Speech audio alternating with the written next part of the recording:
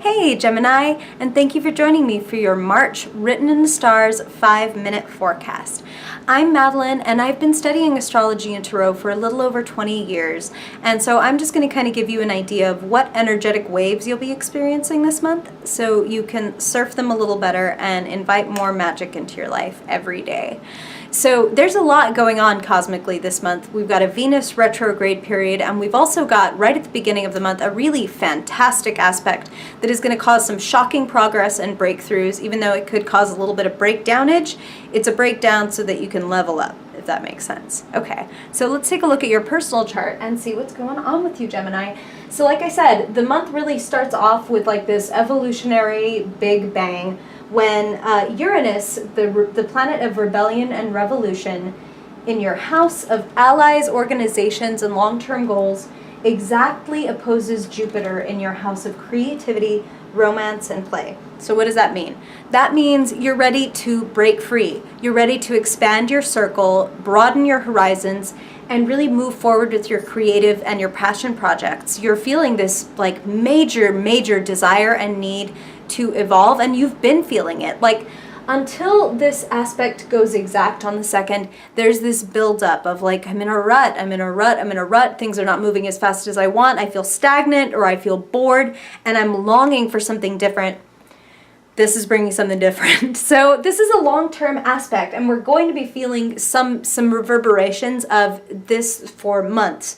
But on the 2nd, when it is exact, that's an incredibly powerful time to kind of like strike while the iron is hot and put yourself out there.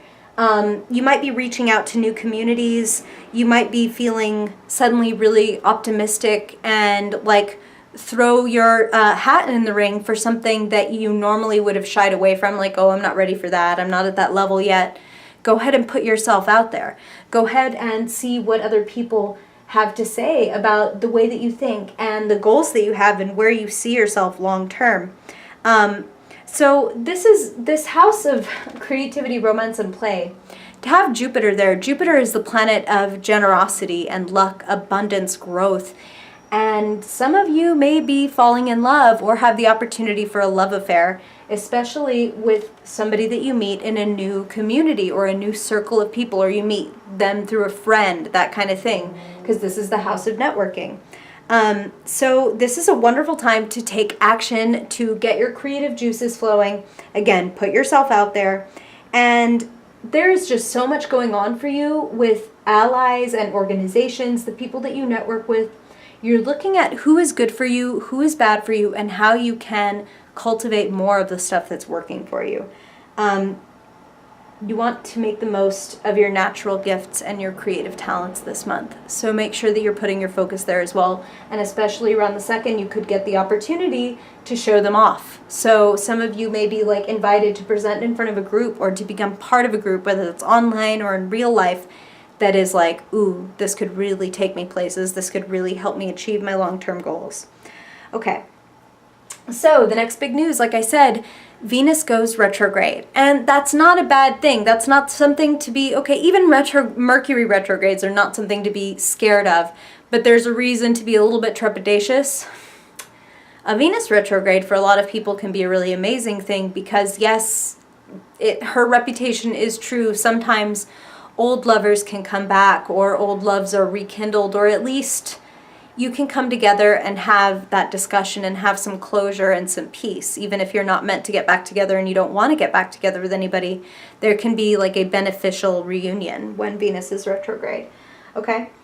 So this month, she's retracing her steps in your house of allies, organizations, and long-term goals. So you could have some of that closure, some of those resolutions around your old relationships. But you could also really, like I said earlier, realign yourself or align yourself with communities that feel closer to your heart.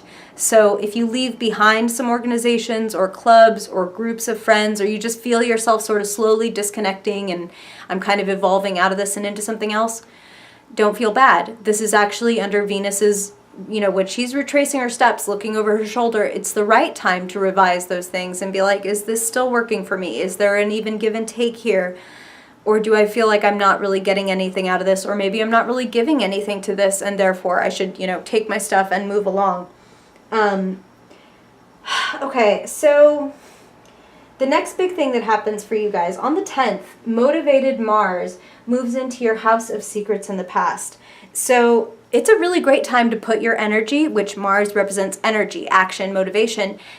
It's time to put your energy into research and development.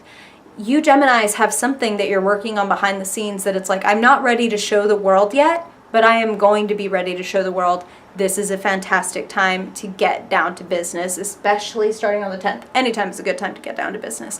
But the 10th is going to be particularly beneficial. And from then on, for about 3 to 4 weeks, you're going to have a lot more energy for those quiet things, those things that like, I'm waiting in the wings and I'm going to come out when I'm ready.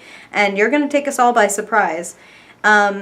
So dig deep. And what I want to say also about Mars in the 12th house is don't sweat the painful moments. There are going to be moments that feel like, damn, I'm so tired, I can't do this anymore, or I thought I could do this and this sucks, whatever it is I've created or made up, it sucks. We all feel that way. Everybody doing something remotely creative or that they feel passionate and they feel is important, we all have moments where we look at our work and think it sucks. Sweat through that. Don't stop. Don't take that as a barometer of like, okay, I suck at this and I should just back off and leave this to the big dogs. No. You stick with it, Gemini. You be tenacious because that is for you. You are going somewhere incredibly special and you are in the midst of making some big goals happen, so don't let go, okay?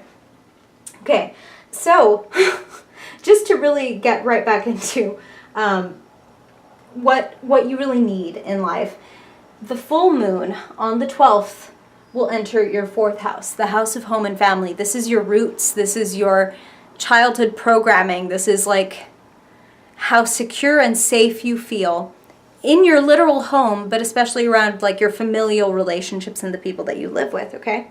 And there could be something coming to a head with your family. Like, okay, you know what? Enough of this. We need to like sit down and sort this out and discuss it. Don't run away from that opportunity. There is something, full moons bring either completion or a little sense of minor crises. Like, oh my God, we need to handle this right now. So don't resist the urge to sweep it under the rug.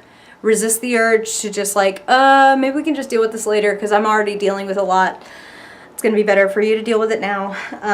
And I also want to say that you may want to just make this is an opportunity to make beneficial changes around your living arrangements. Again, whether that's having some discussions with your family to sort things out, but some of you Geminis may be like, again, full moon, completion or crisis, like, okay, I need to get out of here.